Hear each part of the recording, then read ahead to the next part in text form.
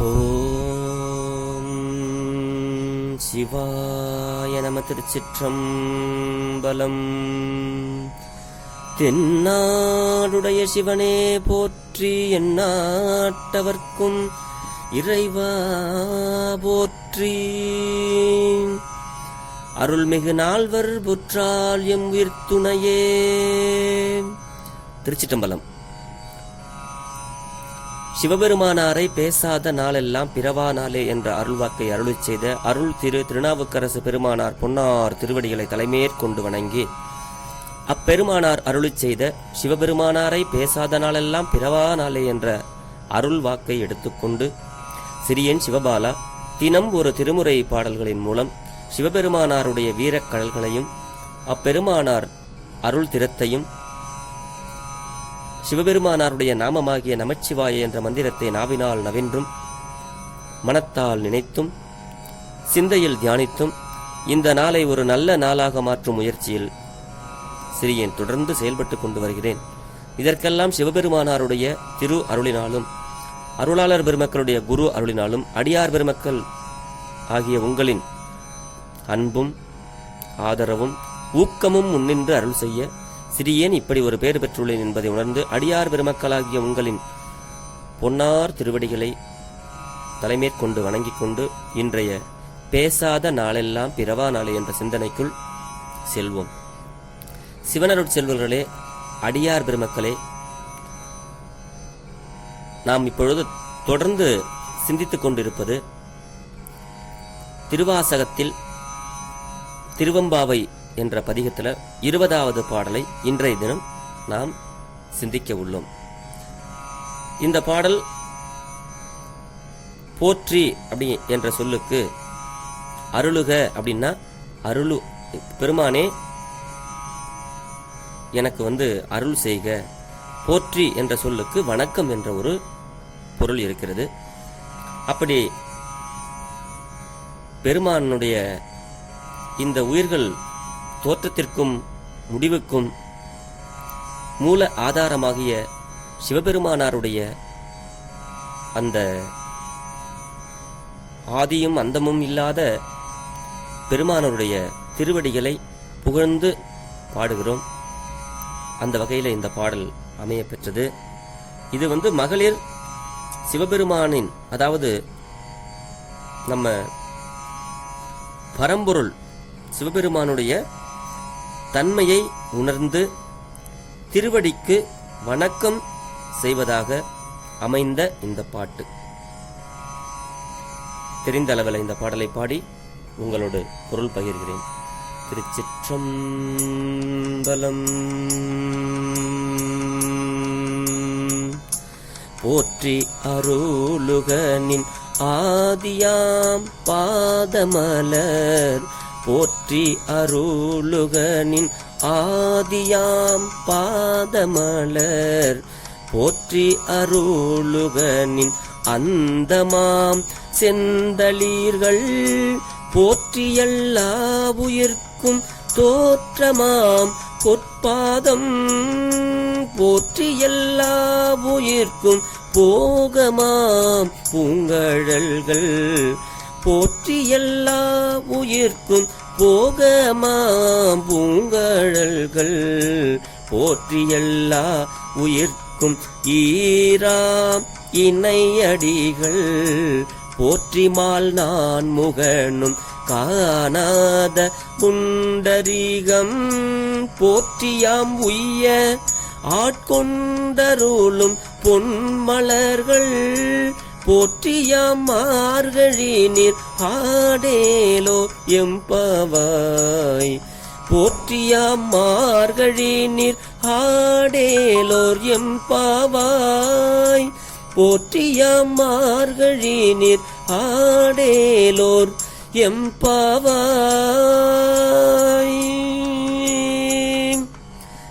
திருச்சிற்றம்பலம். அதாவது யாம் உய்ய ஆட்கொண்டு அருளும் பொன்மலர்கள், சிவபெருமானாருடைய திருவடிகள் நாமெல்லாம் உய்வு பெற வேண்டும் என்பதற்காக சிவபெருமான் அவரே ஆட்கொள்ளுகின்ற பொன் பொன்ன பொன் மலர்கள் போன்ற அந்த திருவடிகளா, பொன் மலர்கள் அப்படிங்கிறார் சுவாமி.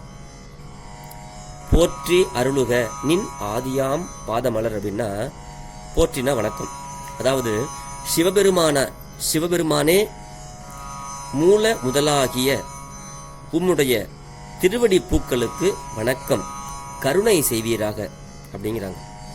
அதாவது அருளுக நின் ஆதியாம் பாதமலர், எங்களுக்கு அருளுவீராக பெருமானே அப்படிங்கிற அளவில் இந்த ஒரு வரிக்கு போற்றி அருளுகனின் ஆதியாம் பாதமலர், போற்றி உன் தொடக்கமான மலர் போன்ற பாதம் எங்களுக்கு அருளட்டும் பெருமானே அப்படிங்கிறாங்க. இரண்டாவது வரி, போற்றி அருளுக நின் அந்தமாம் செந்தளிர்கள். சிவபெருமானாரே உன் முடிவான செம்மலர் போன்ற திருவடிகள் எங்களுக்கு அருளட்டும் அப்படின்னு, அதாவது சிவந்த நிறைவு என்னும் நிலையை உடைய சிவந்த தாமரை இதழ்கள் போன்ற உம்முடைய திருவடிகளுக்கு வணக்கம் பெருமானே, எங்களுக்கு அருள் செய்வீராக அப்படின்னு அந்த இரண்டாவது வரி பொருள்படுகிறது. மூன்றாவது வரி, போற்றி எல்லா உயிர்க்கும் தோற்றமாம் பொற்பாதம் அப்படிங்கிறாங்க. உலகத்தில் உள்ள எல்லா உலகங்களுக்கும் உற்பத்திக்கு இடமான உம்முடைய பொன் போன்ற திருவடிகளுக்கு வணக்கம். அதான் சொல்றாங்க, போற்றி எல்லா உயிர்களுக்கும் தோற்றமாம் பொற்பாதம் அப்படிங்கிறாங்க. இந்த பாட்டுல உற்பத்திக்கு இடமான உம்முடைய பொன் போன்ற திருவடிகளுக்கு வணக்கம் அப்படிங்கிறாங்க. அடுத்தது, போற்றி எல்லா உயிர்க்கும் போகமாம் பூங்கடல்கள். சிவபெருமான் எல்லா உயிர்களுக்கும் இன்பம் செய்து ஊட்டுவிப்ப பேராகிய நம்மளுக்கெல்லாம் இன்பங்களை ஊட்டுகிறவராக உம்முடைய பூ போன்ற மென்மையான திருவடிகளுக்கு வணக்கம். நமக்கு எல்லா இன்பங்களையும் கொடுக்கிறார். போகம் அப்படின்னா இன்பங்கள். அப்படிப்பட்ட உன்னுடைய திருவடிகளுக்கு வணக்கம் பெருமானே, நாங்கள் எங்களுக்கு அருளுவீராக அப்படிங்கிற மாதிரி இந்த நான்காவது வரி. ஐந்தாவது வரி, போற்றி எல்லா உயிர்க்கும் ஈராம் இணையடிகள். போற்றி இந்த எல்லா உயிர்களுக்கும் முடிவாகும் இணையான இரு பாதங்கள் அப்படின்னு அர்த்தம். இந்த ஆறாவது வரைக்கு போற்றி நான்முகனும் காணாத புண்டரிகம் அப்படிங்கிறாங்க. போற்றி அதாவது திருமாலும் நான்முகனும் காணாத திருவடி தாமரைக்கு வணக்கம் அப்படின்னு சொல்றாங்க. இதுல எல்லா உயிர்களும் ஒடுக்கும் இடமாகிய உம்முடைய இரண்டு திருவடிகளுக்கு வணக்கம். திருமால் காண முடியாத திருவடி தாமரைக்கும் நான்கு முகங்களை கொண்ட பிரமனும் காண முடியாத உம்முடைய திருமுகத் தாமரைக்கும் வணக்கம் பெருமானே அப்படின்னு இந்த வரியில சொல்றாங்க. அடுத்த வரியில, போற்றியாம் உய்ய ஆட்கொண்டு அருளும் பொன்மலர்கள். சிவபெருமானாரே, நாங்கள் எல்லாம் பிறவி நீங்கி பிழைக்குமாறு எங்களை ஆளாக்கி ஆட்கொண்டு கருணை பாலிக்கும் உம்முடைய பொன் போன்ற திருவடி மலர்களுக்கு வணக்கம் அப்படின்னு இந்த ஏழாவது வரியில சொல்றாங்க. அதுதான் போற்றி யாம் உய்ய ஆட்கொண்டு அருளும் பொன்மலர்கள். சிவபெருமான் நாமெல்லாம் உய்வதற்காக அவரே நம்மளை ஆளாக கொண்டு நம்ம ஆட்கொண்டு நம்மளுக்கெல்லாம் அருளையும் கொடுக்கிறார். அப்படிப்பட்ட சிவபெருமானுடைய பொன்மலர்களாகி அவருடைய திருவடிக்கு வணக்கம் அப்படின்னு சொல்ற மாதிரி இந்த வரி அமைந்தது. ஆறாவது வரி, போற்றியாம் மார்கழி நீர் ஆடேலோர் எம்பாவாய் அப்படிங்கிறாங்க.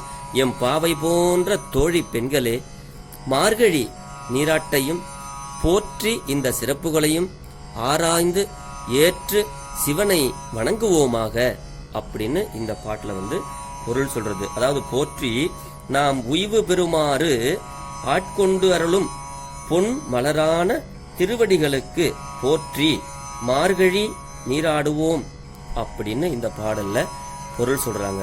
இத முதல் பாடல்லே ஆதியும் அந்தமும் இல்லா அருட்பெரும் ஜோதி அப்படின்னு சொல்றாங்க. அததான் இங்க ஆதியாம் பாதமலர் அந்தமாம் செந்தளிர்கள். அப்ப பெருமான் எல்லா உயிர்களுக்கும் தோற்றமாகவும் இருக்கிறார், எல்லா உயிர்களுக்கும் ஒடுக்கமாகவும் இருக்கிறார். அவரே முதலும் முடிவும் இல்லாத சிவபெருமான் எல்லா உயிர்களுக்கு போகங்களையும் தருகிறார். அப்படி எல்லா உயிர்கள்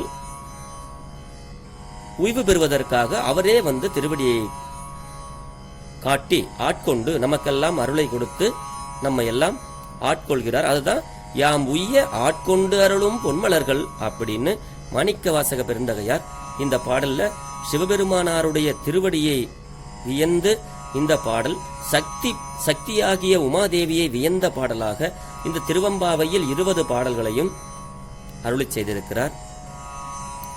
இந்த மார்கழி மாசம் திருவம்பாவையில 20 பாடல்களையும் சிறியேன் எனக்கு தெரிந்த அளவில் படித்து சிந்தையில் செலுத்தி இந்த பாடல்களை பொருளும் உங்களோடு பகிர்ந்து விட்டேன்.